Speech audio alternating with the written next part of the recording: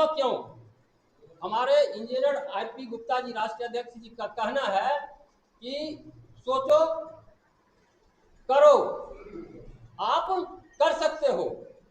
तो इस चीज को ध्यान में रखना है, हमें जरूरत क्यों पड़ा, क्योंकि आज तक, आजादी से आज तक लगभग 70-78 साल तक में हमारा एक भी राजनीति में भागीदारी नहीं है।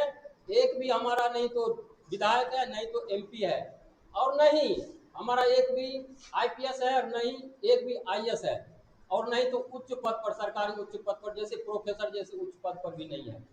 तो हमारा ये स्थिति है, हम आर्थिक, सामाजिक, शैक्षणिक और हर एक साइड से हम पिछड़े हुए हैं।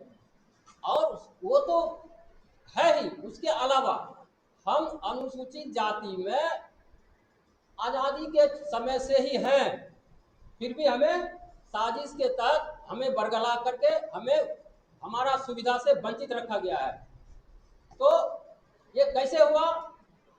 क्योंकि हमारा आज तक राजनीतिक चेतना नहीं है, हम राजनीति में भागीदारी नहीं लेते हैं, हमारा राजनीति पहल नहीं होता है।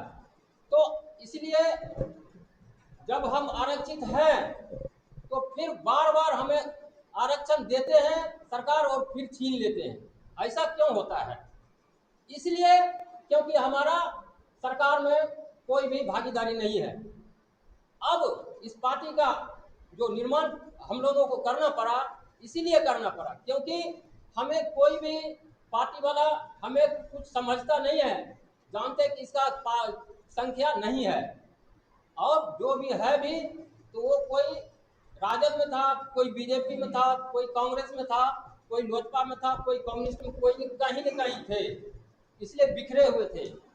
हम लोगों को संगठित करने के लिए हम लोग एक हों, कैसे एक होंगे, इसके लिए हम लोगों ने अपना पार्टी का निर्माण किया, और इसलिए